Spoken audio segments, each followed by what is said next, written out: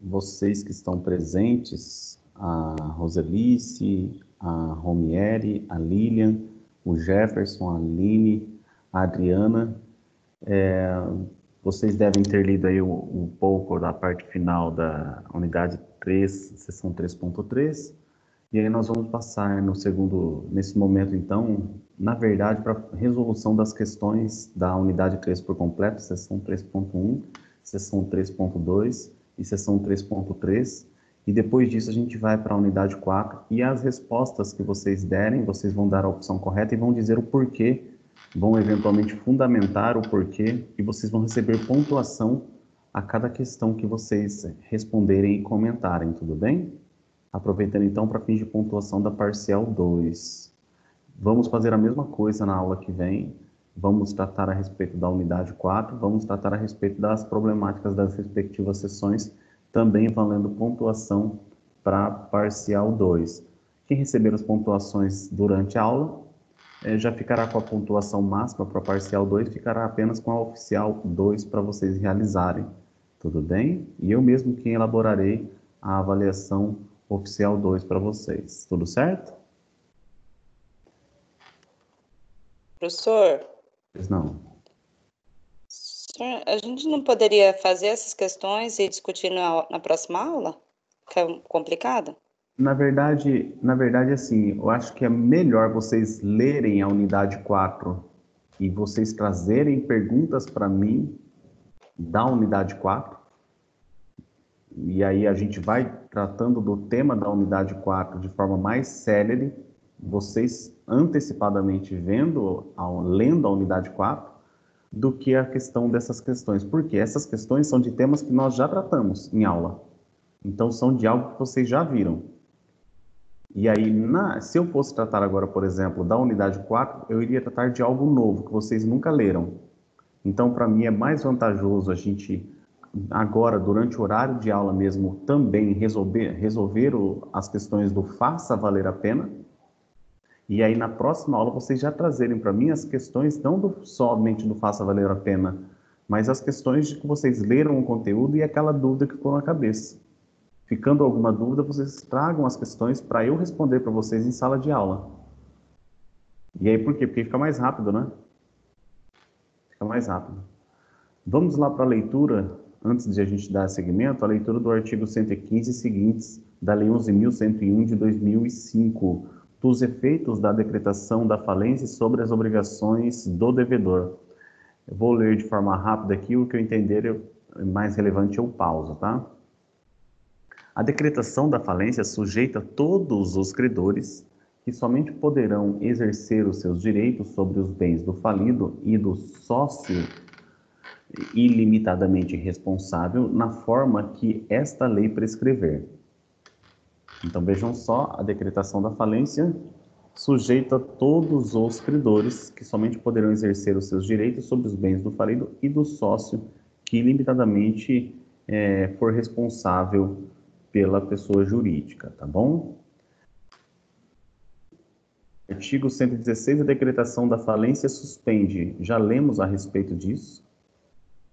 Artigo 117, os contratos bilaterais não se resolvem pela falência e podem ser cumpridos pelo administrador judicial que o cumprimento reduzir ou evitar o aumento do polo passivo. Desculpa, pessoal, relendo. Os contratos bilaterais não se resolvem pela falência, ponto. Esse é o primeiro passo. O que a lei fala? Que os contratos bilaterais não se resolvem pela falência. Em resumo, existe um contrato e nesse contrato lá está escrito: caso uma parte resolva descumprir o contrato, multa, cláusula penal, juros de tantos por cento, multa de tantos por cento. Gente, quando nós estamos falando do processo de falência, dentro de um contrato bilateral, eu poderia falar que a pessoa, que é a massa falida, né, que tem o administrador judicial, ele poderia falar assim: olha, nós vamos resolver o contrato, ou seja, nós não vamos mais querer o cumprimento do contrato. E a parte contrária, ele fala: então tem essa multa, então tem essa cláusula penal, etc. Eles falam assim: desculpa, mas a gente é uma massa falida e a lei fala que nós não somos obrigados a pagar por isso. Só que aí vem a questão, a outra parte fala assim, ó, do mesmo jeito que a lei fala que você não é obrigado a pagar pela multa, a lei fala que você deve continuar o contrato, que você não deve resolver. Aí o administrador fala assim, como é que é? É verdade? Eu tenho que continuar cumprindo o contrato? Então é isso, ó, os contratos bilaterais não se resolvem pela falência. O que isso quer dizer? Que eles não serão extintos.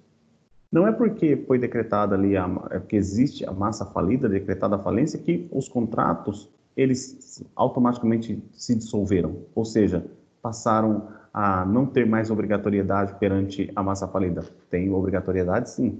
Os contratos bilaterais não se resolvem pela massa falida e podem ser cumpridos pelo administrador judicial se o cumprimento reduzir ou evitar o aumento do passivo da massa falida ou for necessário a manutenção e preservação dos seus ativos mediante autorização do comitê. Então, aqui são alguns outros pontos que, na verdade, fica a discricionariedade do administrador, porque ele diz, olha só, os contratos bilaterais não devem ser resolvidos, ou seja, devem ser mantidos, e podem ser cumpridos pelo administrador judicial se o cumprimento reduzir ou evitar o aumento do polo passivo. Então, ele fala assim, e podem. Ele diz que automaticamente não vai ser resolvido, mas ele também diz que caberá ao administrador judicial dar o seu segmento para quais finalidades? Ele coloca algumas finalidades. Evitar o aumento do passivo. O que é o aumento do passivo? Saldo negativo. Aumentar o saldo negativo. Então, para evitar o aumento do saldo negativo, ou seja, das dívidas, o administrador fala assim, quer saber, eu acho que eu vou manter esse contrato. Ou for necessária a manutenção e preservação dos seus ativos. Então, a manutenção do contrato para que eu continue havendo o aumento dos ativos, ou seja, eu tenho um contrato de prestação de serviços em relação a outro, em que se ele continuar prestando serviço para mim, eu continuo prestando também, vendendo os meus produtos e mantendo aqui o meu saldo ativo de forma equânime, mediante autorização do comitê. Então, isso vai ser levado para o comitê de credores a respeito desse assunto. No material, pessoal, veja só, existe aqui contratos com fundamento na Lei 11.101, de 2005, e os seus efeitos bilaterais em geral. Olha só, os contratos bilaterais em geral podem ser cumpridos pelo administrador judicial e se o cumprimento reduzir nos modos que a gente falou. E ele coloca observação. O contraente poderá interpelar o administrador judicial no prazo de 90 dias contados da nomeação, para que em 10 dias este declare se dará ou não o cumprimento ao contrato, cabendo direito à indenização em caso de silêncio. Então vejam só, esse artigo 117 que nós estamos lendo, que a lei fala que o contrato deve ser mantido e caberá ao administrador judicial dar o seu seguimento e ele remeterá ao comitê dentro daquelas circunstâncias para não aumentar o saldo negativo, para manter o saldo positivo, porque se ele entender não conveniente, por mais que a lei fala que por si só não vai ser extinto, cabe ao administrador judicial decidir a respeito desse ponto, segundo o segmento da própria lei. Só que veja só, o contraente, no caso, a outra parte contratante, ele poderá solicitar em juízo a informação de que o contrato terá segmento ou o contrato não terá segmento. E ali a resposta deverá ser dada no prazo de 10 dias sob pena de reparação dos danos, tudo bem? Dando segmento, a gente pula aqui o artigo 118, que ele fala do contrato unilateral, vamos continuar falando do contrato bilateral, diz o artigo 119, nas relações contratuais a seguir mencionadas prevalecerão as seguintes regras. Então vejam só, nas relações contratuais a seguir mencionadas prevalecerão as seguintes regras. O vendedor não pode obstar a entrega das coisas expedidas ao devedor e ainda em trânsito, se o comprador, antes do requerimento da falência, as tiver revendido sem fraude à vista das faturas e conhecimentos de transporte entregues ou remetidos pelo vendedor. Então, a partir agora do artigo 119, nós encontramos algumas hipóteses peculiares, cada qual tratando de de uma situação prática específica. O inciso 1 fala de um vendedor, um fornecedor do falido. E nesse caso, esse vendedor, um fornecedor da empresa falida, não pode obstar a entrega das coisas, ou seja, ele não pode deixar de entregar coisas expedidas à empresa falida que estejam em trânsito. Se nesse caso o comprador, antes do requerimento da falência, as tiver revendido sem fraude à vista das faturas e conhecimentos de transporte entregues remetidos ao devedor. Isso aqui basicamente é uma defesa da boa-fé, ok? Então vamos imaginar que a empresa, antes da falência, antes da sentença de falência, tenha negociado determinado bem, esse bem se encontrava em curso para entrega, inclusive já revendido para um terceiro, e nessas circunstâncias, se tiver havido sem fraude, né, o pagamento à vista das faturas, né, e isso for de conhecimento das empresas de transporte, etc., não vai haver nenhuma má-fé e vai ser aplicado esse regramento, ou seja, o contrato ele deverá ser cumprido nessa circunstância. Repetindo, no caso, o vendedor, o fornecedor do falido, não pode deixar de entregar determinados produtos nessas circunstâncias, tá? Porque, pessoal, aqui nós estamos falando de credores, né? Se tem a massa falida e a gente está pensando que alguém quer receber alguma coisa, nós estamos falando de credores, esses querem. Nós temos o inciso 2 do artigo 119 que fala: se o devedor vendeu coisas compostas. Só um segundo, gente, acho que não vai dar para ficar sem o tereré, calma aí.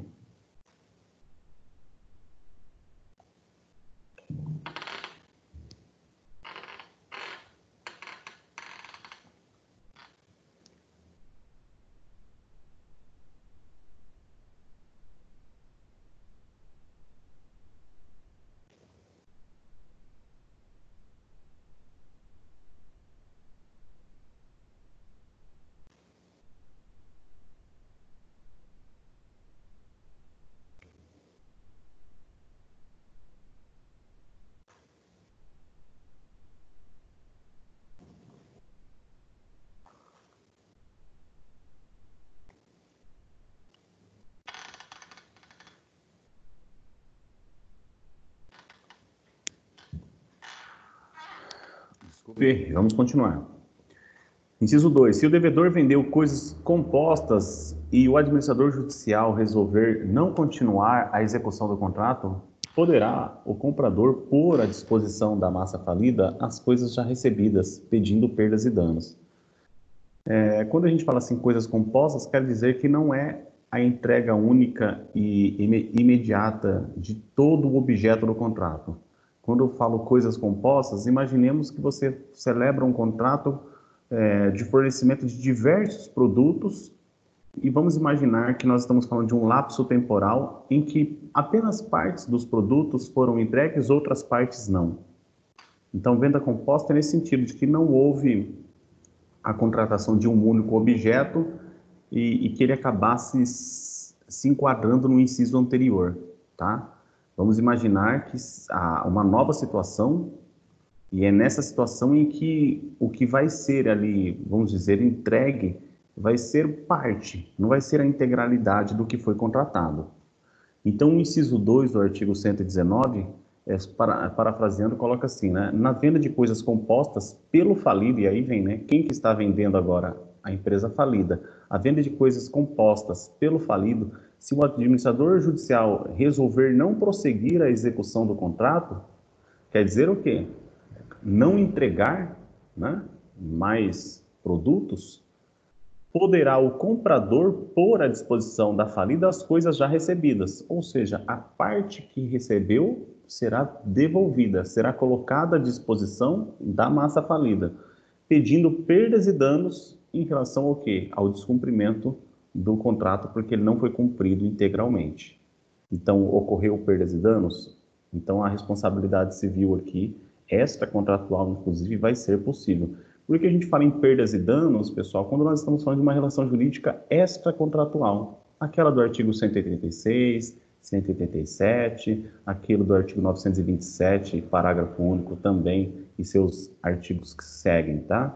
Um exemplo colocado até no próprio material aqui é a venda de frota de veículos contratada 2 unidades por mês durante determinado tempo, tá? Então vejam, aqui nessa frota 2 carros por mês, acontece que foi decretada a falência e a empresa que fornecia os 2 veículos por mês é a própria empresa falida. Nessa circunstância aí, a empresa que tinha ali um contrato durante meses, apenas recebeu os 2 primeiros carros do primeiro mês. E aí? E os outros carros que deveriam vir nos meses seguintes? Pode ser que ele então se entenda prejudicado por isso, deixou de negociar com outras empresas, etc. E ele ajuiza uma ação de reparação de danos, tá? Inciso 3. Não tendo o devedor entregue coisa móvel ou prestado serviço que vendera ou contratara a prestações, e resolvendo o administrador judicial não executar o contrato, o crédito relativo ao valor pago será habilitado na classe própria. Então aqui tratamos de mais um ponto diferenciado, que não havendo a entrega da coisa móvel ou não sendo entregue, ou melhor, ou não sendo prestado o serviço contratado, resolvendo o administrador não dar seguimento ao contrato, o crédito relativo ao valor pago será habilitado na classe própria, tá? Classe própria que fala porque nós temos bens de garantia real, nós temos credores quirografários, então o crédito será colocado à margem da habilitação de crédito na classe própria.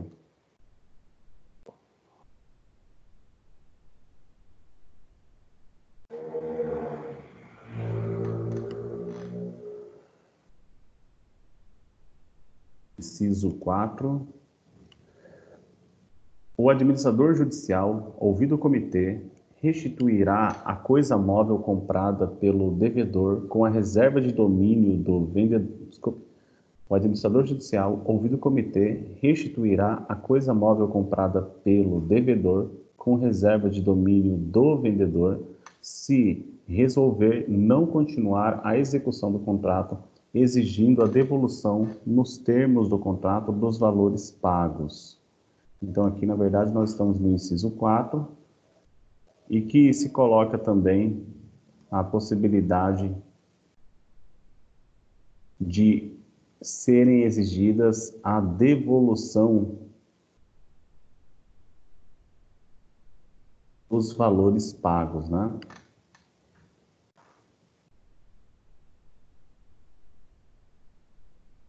Vamos aqui imaginar uma situação, então, para esse inciso 4.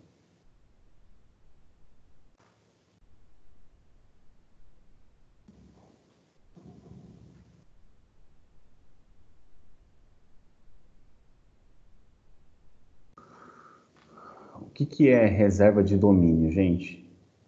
O exemplo mais básico, simples para reserva de domínio é o exemplo de doação com reserva de domínio, que acontece muito de pessoas com uma certa idade, elas acabam doando o seu patrimônio para os seus descendentes, para para evitar um futuro inventário. Então, o que eles fazem? Eles fazem uma doação do seu patrimônio, só que eles acabam resguardando reserva de domínio. É a mesma coisa que eu falasse para você, estou doando o meu carro para você, só que eu vou continuar utilizando o carro. Como assim, professor? É isso mesmo, o carro é seu. Só que eu vou continuar usando o carro porque eu me vali da reserva de domínio. Então, o que é colocado aqui nesse exemplo é uma situação dessa que o administrador judicial, ouvido o comitê, restituirá a coisa móvel comprada pelo devedor com reserva de domínio. Então, o devedor, né, a massa falida, comprou um bem, só que com reserva de domínio, do vendedor, se resolver não continuar a execução do contrato. exigindo a devolução nos termos do contrato dos valores então pagos. Então, havendo uma negociação em que eu poderia me valer da reserva do domínio de um patrimônio, eu falo pessoa falida, né? Não quero, o administrador fala assim, não quero mais dar seguimento, né, nesse contrato em que eu tenho a reserva de domínio, vou querer desfazer esse contrato, não vou mais querer ter o domínio, todavia todo o valor que eu tenho um saldo positivo, eu vou querer a restituição em relação a esse patrimônio, tá? Então é nesse sentido assim, em que a reserva do domínio vai ser retirada, o contrato vai ser extinto, só que qualquer saldo positivo que eu tenha, que a empresa tenha a seu favor, ela vai querer a restituição, tá bom? Inciso 4 do artigo 119.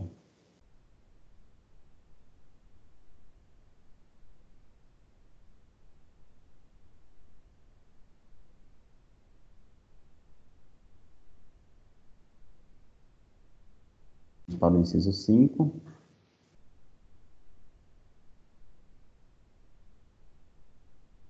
Inciso 5 diz: tratando-se de coisas vendidas a termo, o termo dentro da relação negocial, pessoal, é o prazo, tá? Então, se eu vendi à vista, pronto, o termo é uma vista. Vendida a termo quer dizer que vendida a prazo, né? Que tenham cotação na bolsa ou mercado e não se executando o contrato pela efetiva entrega daquelas e pagamento do preço, prestar-se-á a diferença entre a cotação do dia do contrato e a da época da liquidação da bolsa ou mercado. Então, o inciso 5 acaba tratando de coisas vendidas a termo que tenham cotação na bolsa de valores, né? Não se executando o contrato pela efetiva entrega daquelas e do pagamento do preço, prestar-se-á a diferença entre a cotação do dia do contrato e a época da liquidação. Repetindo, venda a termo é aquela que tem a prestação futura de qualquer das partes, tá? Então, aqui ele simplesmente está dizendo que o pagamento do preço vai ocorrer, só que respeitada a diferença entre a cotação do dia do contrato e da época da liquidação. Qual que é a data prevista no contrato? Qual foi o termo colocado? Mas não, ocorreu a falência e eu solicitei o cumprimento de forma antecipada. Mas qual que é o valor da bolsa agora? Então, qual que é a diferenciação que pode vir a ocorrer? Isso daqui, nessa circunstância, o inciso 5 coloca que tratando de coisas vendidas a termos que tenham cotação em bolsa de valores e não se executando o contrato pela efetiva entrega daquelas do pagamento e preço no respectivo termo, prestar-se-á a diferença entre a cotação e o dia do contrato. Então, o que quer dizer é que deve haver o pagamento da diferenciação entre a diferença da cotação do contrato, data do contrato, e da data em que houve a necessidade da liquidação do contrato na bolsa, tá? Vocês sabem o que é a liquidação, né, gente? A liquidação é a hora de se chegar ao resultado exato daquilo naquele determinado momento. Então, a empresa, vamos supor, data do dia 30 do mês de maio, só que a liquidação não se deu no cumprimento, não se deu no prazo futuro, eu estou exigindo hoje, né? No dia 20 de maio. Então, vamos poder colocar aqui da prestação da diferença do termo e da data que foi exigida pelo administrador, tá? Inciso 6, na promessa de compra e venda de imóveis, aplicar-se-á a legislação respectiva. Então, veja só, na promessa de compra e venda de imóveis, aplicar-se-á a legislação respectiva. Sabem que a promessa de compra e venda de bem imóvel não precisa seguir a formalidade de escritura pública de um contrato de compra e venda. A promessa tem requisitos formais menos aguçados do que o próprio requisito da compra e venda, sendo certo que a própria lei assegura o dever de registro para que surta efeito perante terceiros de boa-fé. Sem prejuízo inter partes, mesmo no resultado de escritura pública, o contrato de com promessa de compra e venda, surte os seus efeitos contratuais. Para saber mais que isso, tem que buscar direito contratual espécies, tá bom? Dando continuidade, a falência do locador não se resolve. A falência do locador não resolve o contrato de locação, tá? E na falência do locatário, o administrador judicial pode a qualquer tempo denunciar o contrato. Então vamos interpretar a falência do locador. Quem que é o locador? Digamos que a maioria das vezes o locador é a pessoa que está pondo à disposição para a locação determinado imóvel. Então esse é o locador, quem está colocando à disposição para a locação um imóvel. Geralmente de sua propriedade. Ah, não, e se for uma imobiliária, professor? Então ele vai ser o intermediador. O locador, então, não é a pessoa que vai morar, vai usar para fins comerciais aquele imóvel. Esse não é chamado de locador. Aquele que vai usar o imóvel, ele é chamado de locatário. Então, a falência do locador, vamos imaginar o dono do prédio, aquele que estava locando o prédio para alguém, não resolve o contrato de locação. Então quer dizer o quê? Que o contrato de locação ele vai continuar tendo o seu cumprimento. E na falência do locatário, opa, agora diferenciou. Agora é a empresa que estava ali locando determinado imóvel, fazendo uso daquele imóvel para a venda de seus produtos, para fornecimento de seus serviços. Então o locatário faliu nessa circunstância. E o administrador judicial pode, a qualquer tempo, denunciar o contrato. Então, sendo o locatário quem esteja falindo, ele vai poder, a qualquer tempo, denunciar o contrato, o que significa dizer o quê? Pedir a extinção do contrato. Professor, mas era um contrato por prazo determinado. Não importa, gente, ele vai poder pedir a extinção, sendo a figura do locatário. Quando é o locador, não. Quando é o locatário, sim. E diante dessa diferenciação aqui, é um tema interessante para perguntas para avaliação, tá? Vejam só, o que nós estamos estudando aqui são as regras quando há falência em contratos bilaterais. Um exemplo maravilhoso disso é o contrato de locação. E aí, encerra-se ou não se encerra o contrato de locação? Depende. Se por um acaso o falido for o locador, não encerra o contrato de locação.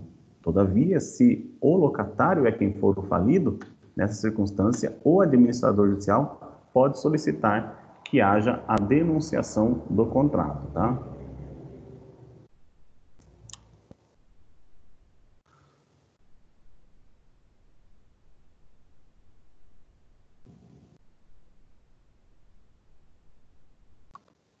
Vamos dar seguimento.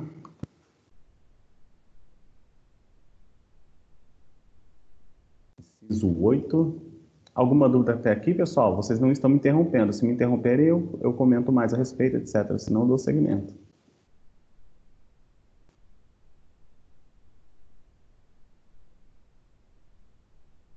Inciso 8. Caso haja acordo para compensação e liquidação de obrigações no âmbito do Sistema Financeiro Nacional, eita, nossa, banco agora, hein, galera? Nos termos da legislação vigente, a parte não falida poderá considerar o contrato vencido antecipadamente, hipótese em que será liquidado na forma estabelecida em regulamento, atingindo-se a compensação de eventual crédito que venha a ser apurado em favor do falido em créditos detidos pelo contratante. Não dá para ver de forma tão rápida assim, né? Por tratarmos de diversos pontos aqui. O 8.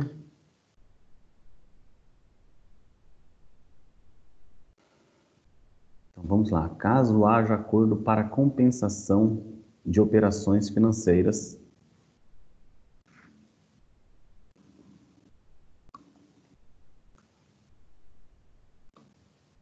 o que é compensação de operações financeiras, gente? Compensação de operações financeiras. Alguém aqui trabalhou em banco já? Temos alguém aqui na sala de aula que já trabalhou em banco?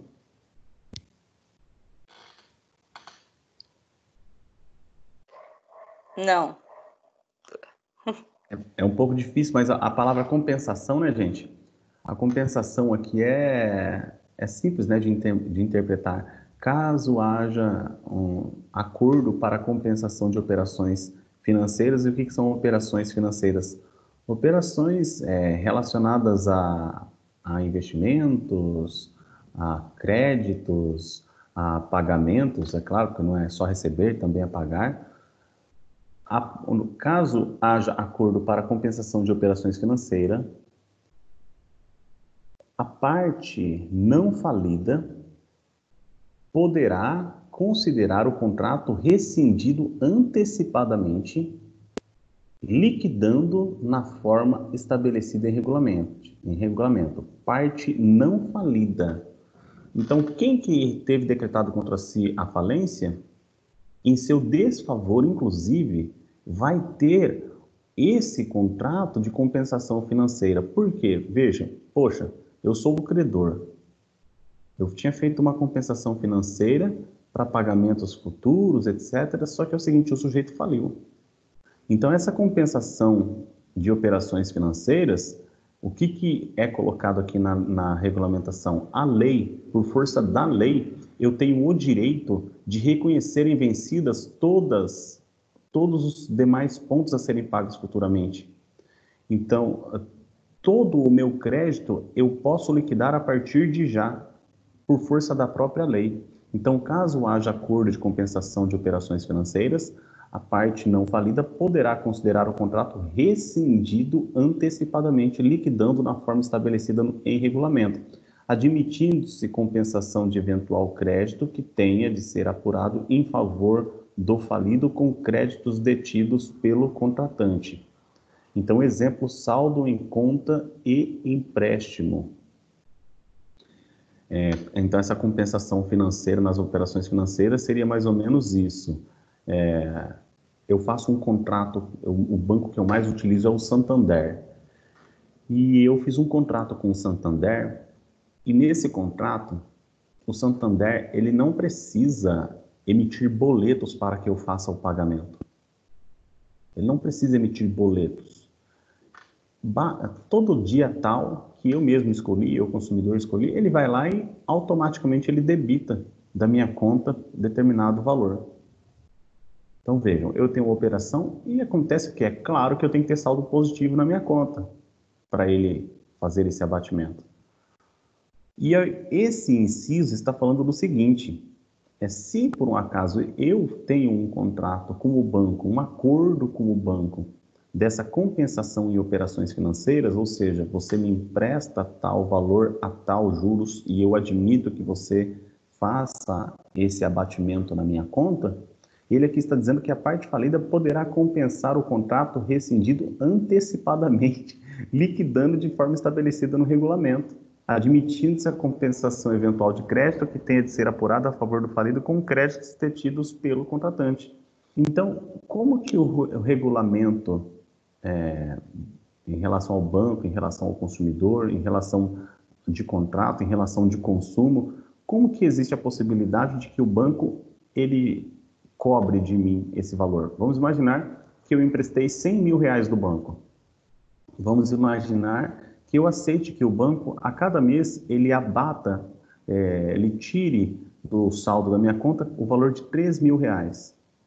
Agora, vamos imaginar que eu, que estou aqui falando, seja, né, no caso aqui, é uma pessoa jurídica falida. Quem fez isso foi uma pessoa jurídica falida, decretada a falência, tá? Nessas circunstâncias, CNPJ, decretação de falência, etc., aquela negociação que tinha sido feita com o banco ele pode imediatamente falar assim, poxa, estava no primeiro mês, ele tinha emprestado 100 mil reais, no primeiro mês ele pagou os 3 mil reais, vamos supor então que nós estamos agora no segundo mês, né?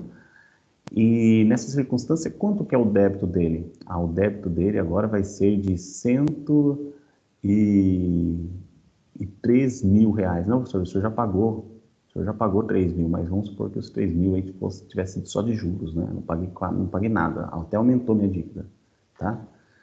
Então, nessa questão, o banco ele já vai liquidar e já vai ver que a partir da decretação da falência, aquela pessoa jurídica falida, ela tem um saldo negativo desde já, no valor de 103 mil reais.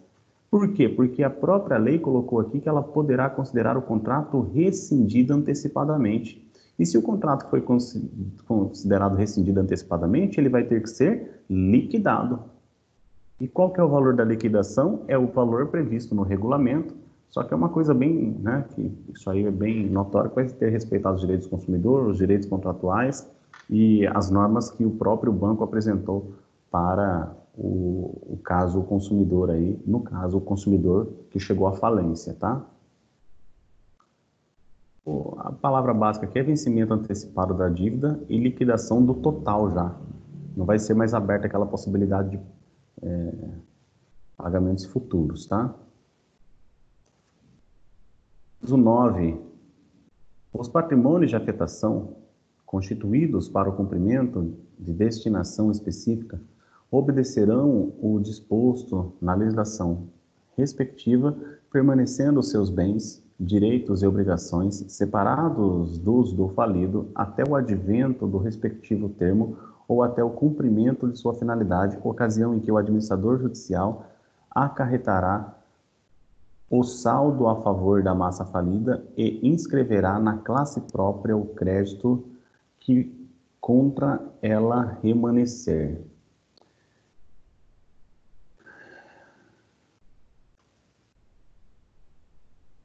Só um segundinho. Vou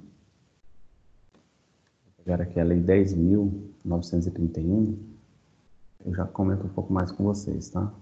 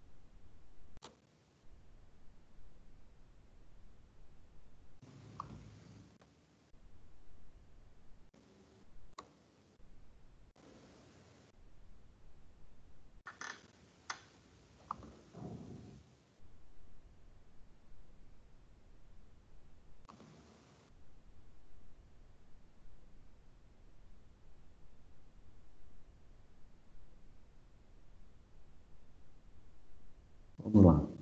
Inciso 9 do artigo 119.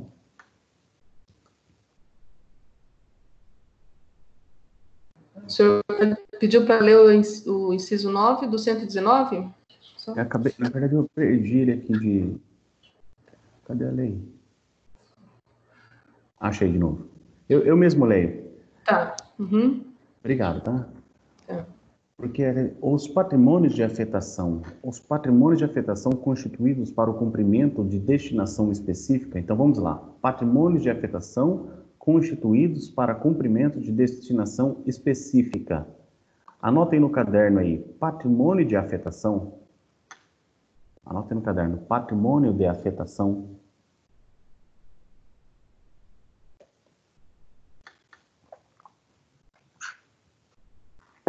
Patrimônio de afetação é a segregação,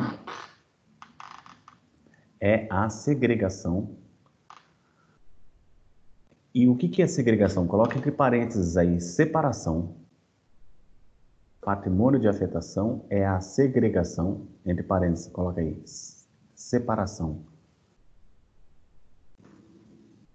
Patrimonial de bens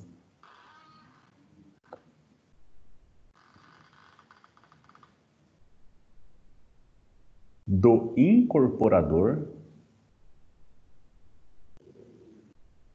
Patrimônio de afetação é a segregação patrimonial de bens do incorporador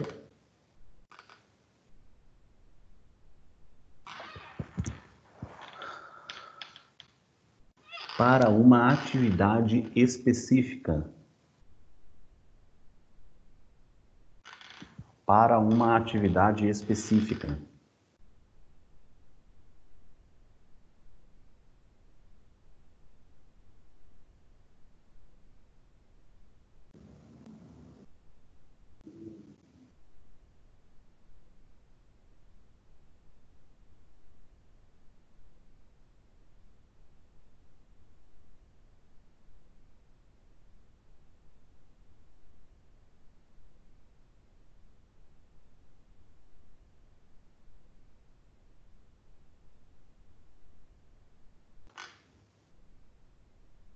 Patrimônio de afetação é a segregação patrimonial de bens do incorporador para uma atividade específica.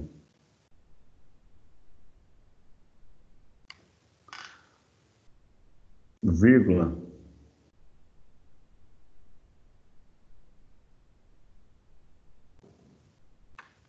Que assegura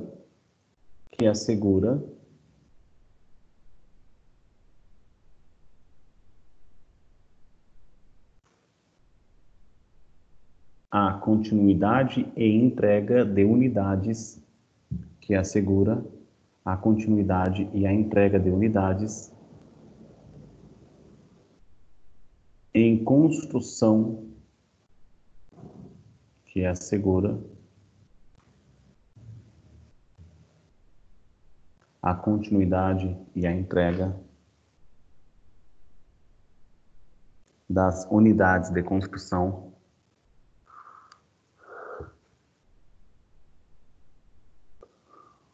aos futuros adquirentes. Aos futuros adquirentes.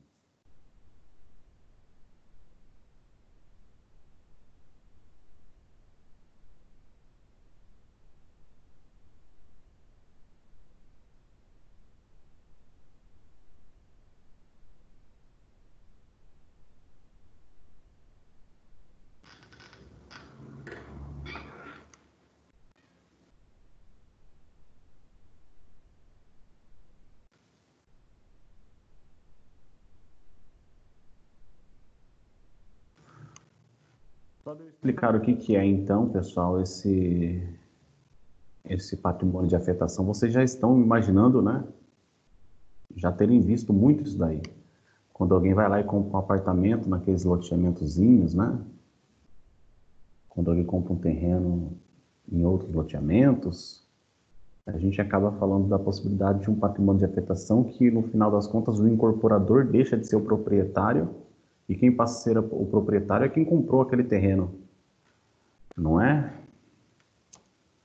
Dando continuidade, então, no inciso 9, o patrimônio de afetação constituído para o cumprimento da destinação especificada obedecerá ao disposto na legislação específica, permanecendo seus bens, direitos e obrigações separados dos do falido até o advento do respectivo termo ou cumprimento da finalidade, ocasião em que o administrador judicial poderá arrecadar o saldo em favor da massa ou inscreverá na classe própria o crédito que contra ela remanescer. E os contratos de incorporação, pessoal, caso vocês queiram anotar, estão previstos na Lei 10.931 de 2004. Lei 10.931 de 2004.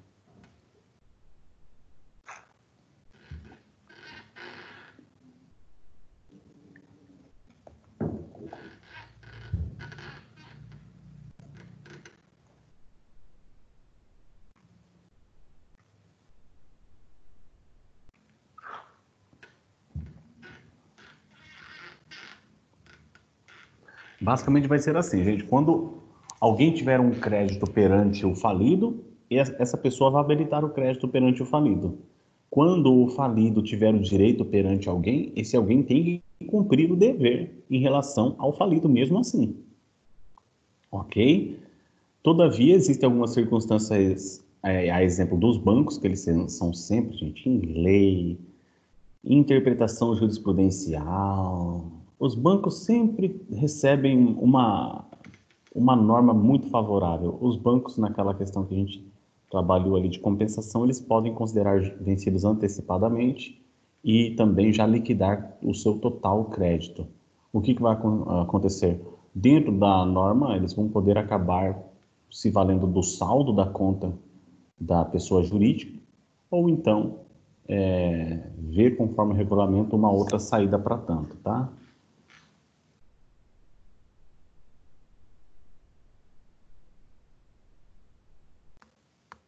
Não consigo ver. Artigo 120. O mandado conferido pelo devedor antes da falência para a realização de negócios cessará seus efeitos com a decretação da falência, cabendo ao mandatário prestar contas de sua gestão. Vocês já ouviram falar de... Eu falei mandado aqui, meu Deus, é mandato. Vocês já ouviram falar de mandato? A diferença de mandato e mandado é gritante. Mandato, representação. Mandado significa uma ordem, né? O mandado é aquele em que é mandado, é enviado, sabe? Então, mandato. Eu posso... Como que eu confiro mandato a alguém? Por meio de uma procuração. Então, por meio de um instrumento procuratório, por escritura pública ou por instrumento particular, eu posso conferir um mandato a alguém por meio de uma procuração. Tá bom? Extinguiu o mandato. Como que se extingue? Na pessoa física, como se extingue uma procuração? Com a morte. A partir da morte, meu amigo, o sujeito ele não pode realizar mais nada em nome do falecido. Por quê? Porque morreu, extinguiu o mandato, extinguiu a procuração. O mandato conferido pelo devedor antes da falência para a realização de negócios cessará seus efeitos com a decretação da falência. Então, vejam só, a pessoa natural tem extinta a procuração quando? Quando morre. Dentre outras várias possibilidades, uma delas é a morte. Agora, e a pessoa jurídica? Com a falência. Simples, não é, pessoal?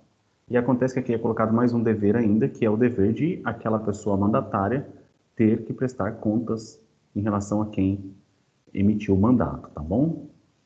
Mandante. Parágrafo 1º, o mandato conferido para a representação judicial do devedor continua em vigor até que seja expressamente revogado pelo administrador judicial. Então, vejam só, o mandato conferido para a representação judicial do devedor, o que significa dizer, eu sou um advogado, a pessoa jurídica passou a procuração para ela enquanto estava na ativa, com saldo positivo, etc. Todavia, ela veio à falência. E aí, ela veio à falência, o mandato que ela tinha conferido a mim, passando procuração com poderes judiciais, será extinto? Não, eu continuo atuando como advogado daquela massa falida. Agora, não mais é uma pessoa dentro de suas atividades comerciais normais, já com a decretação da falência, só que eu ainda continuo como advogado, tudo bem? É um exemplo. Parágrafo 2º, para o falido, cessa o mandato ou comissão que houver recebido antes da falência, salvo os que versem sobre matéria estranha à atividade empresarial. E no exemplo que eu disse para vocês, eu como advogado, é uma matéria estranha da atividade empresarial. Então, o que eles querem resguardar aqui nessa questão? É que os mandatos, as procurações conferidas para fins comerciais, que elas sejam tidas como extintas a partir da decretação de falência. Artigo 121. As contas correntes com o devedor considerar-se-ão encerradas no momento da decretação da falência, verificando-se o respectivo saldo. Quer dizer o quê? A pessoa falida faleceu, a conta corrente dela será o quê? A conta dela será encerrada. Tudo bem? A pessoa natural tem que comunicar o banco também a respeito da falência de alguém. E a partir de então, esse patrimônio ele não pode ser levantado, esse patrimônio ele deve ser colocado como um dos bens do inventário, inclusive ganhando natureza de bem imóvel. E para finalizarmos aqui, acredito que esses artigos para nós, por enquanto, já basta, tá bom? Já basta. Para encerrarmos de fato a unidade 3, na seção 3.3, eu vou fazer a seguinte pergunta, anotem aí no caderno, por favor. A pergunta é a seguinte: o que são embargos de terceiro? O que são embargos de terceiro?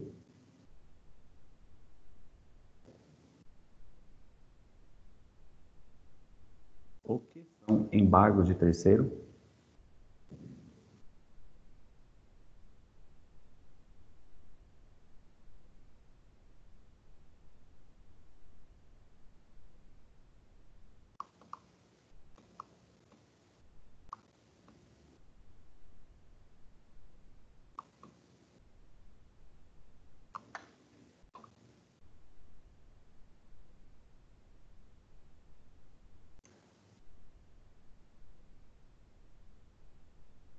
Uma próxima pergunta.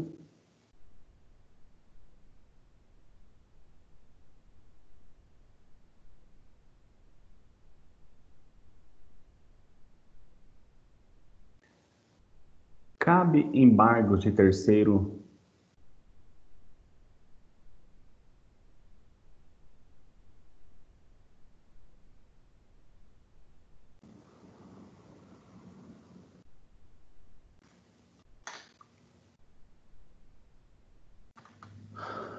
Cabe embargo de terceiro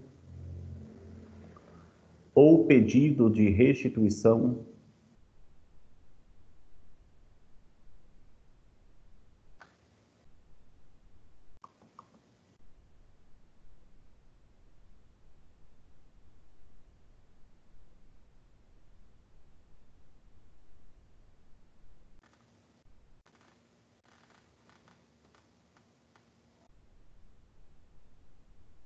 Cabe embargo de terceiros ou pedido de restituição?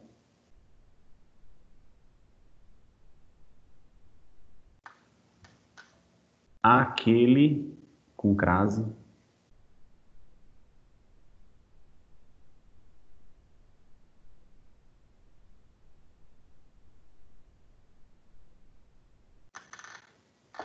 cujo bem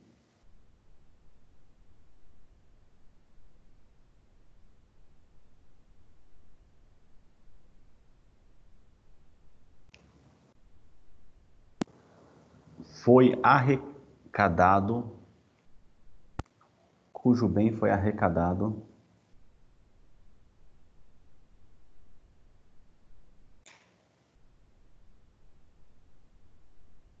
no processo de falência de outrem, no processo de falência de outrem, cujo bem foi arrecadado no no processo de falência de outrem.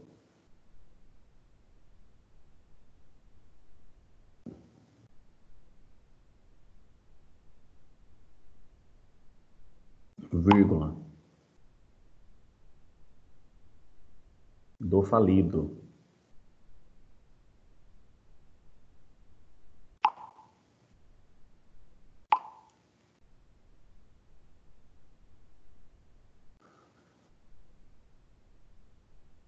Busquem essas respostas aí, por favor. Eu queria trabalhar, eu falei para vocês no começo da aula que a gente ia buscar resolver as questões da 3.3.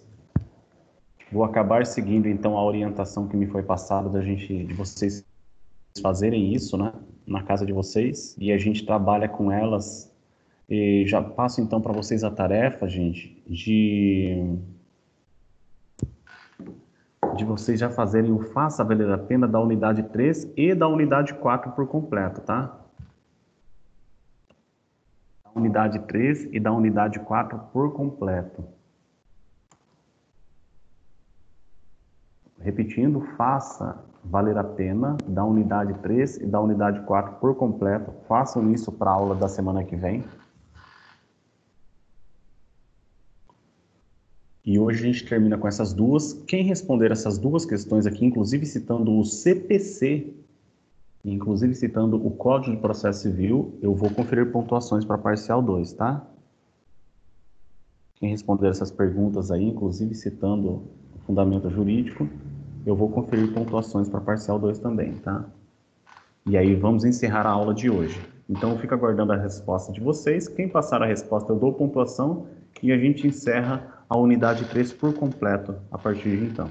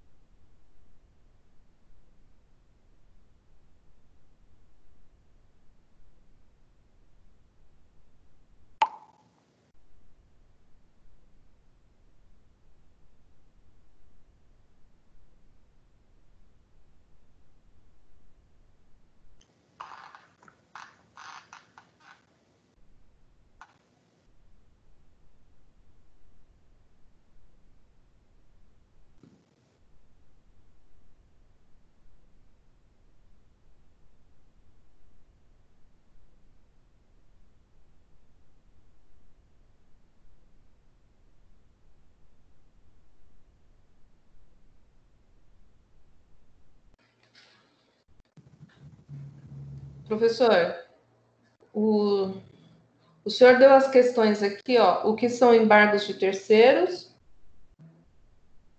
Cabe o embargo de terceiros o pedido de restituição cujo bem foi arrecadado nos processos de falências de outro. É isso, né? Fechou, né? Isso mesmo.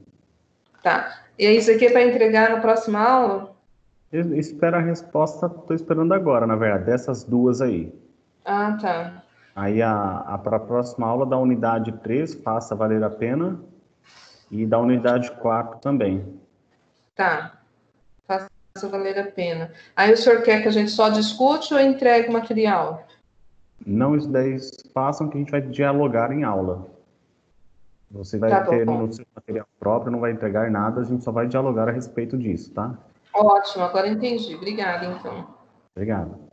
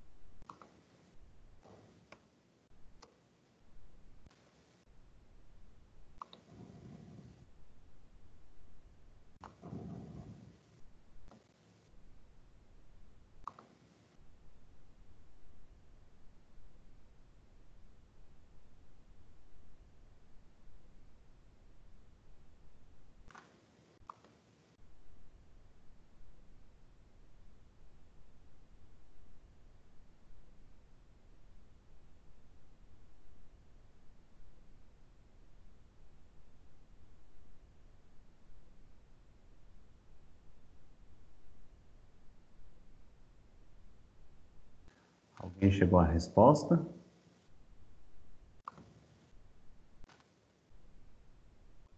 Segunda parte ainda não. Tá bom.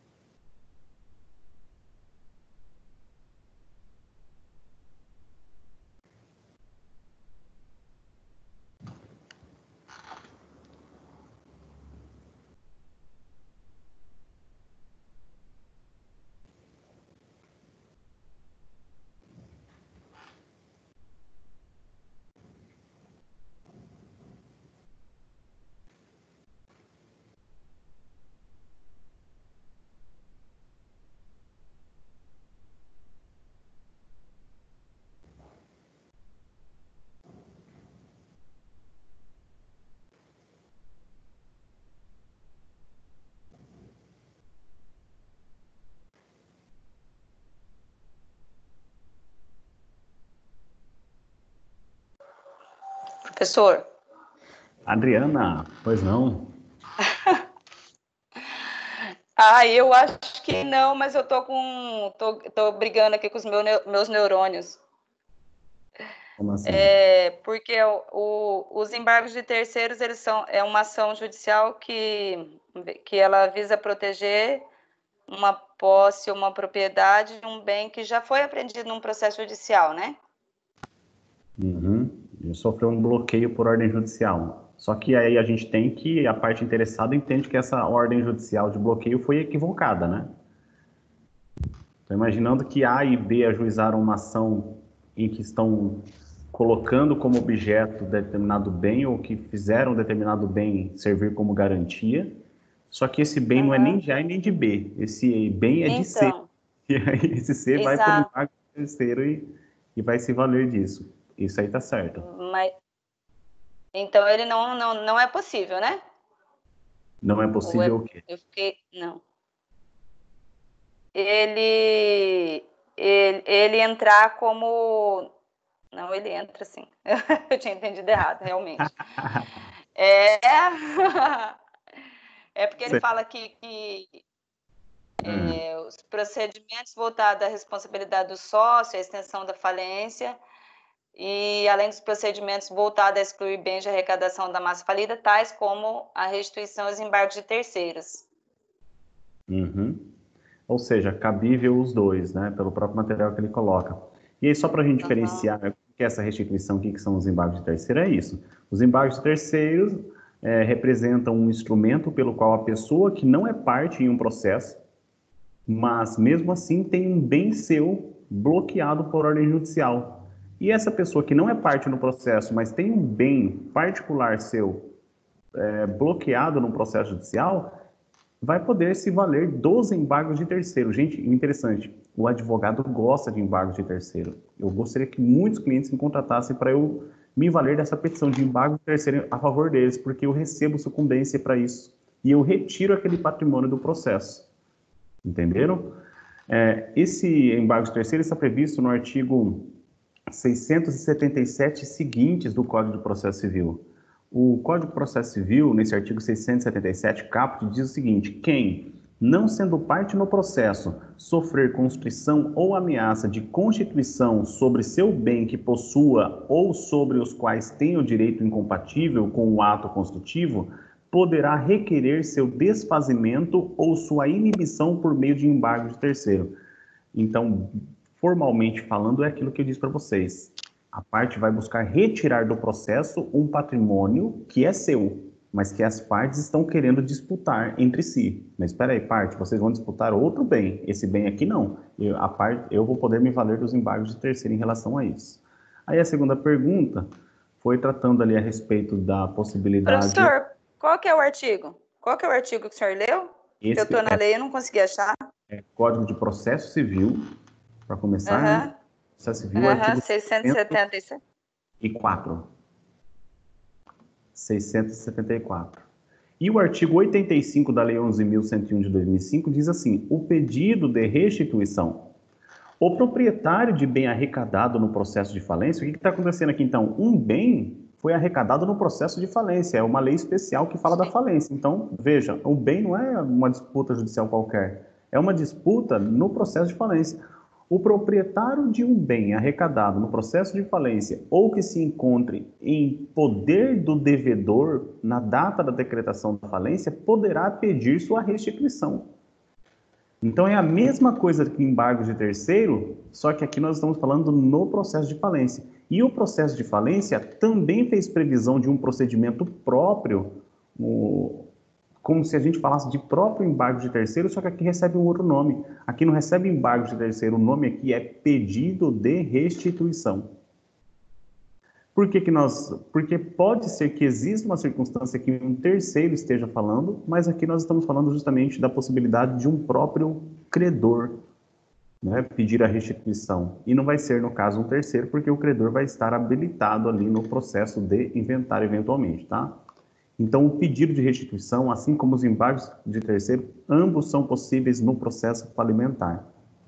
As regras do pedido de restituição vão do artigo 85 até o artigo 93. Eu peço que vocês, então, façam a leitura da lei seca mesmo, é autoexplicativa, tá? Artigo 85 até o artigo 93, para vocês estudarem a respeito do pedido de restituição. E, Adriana, parabéns pela participação.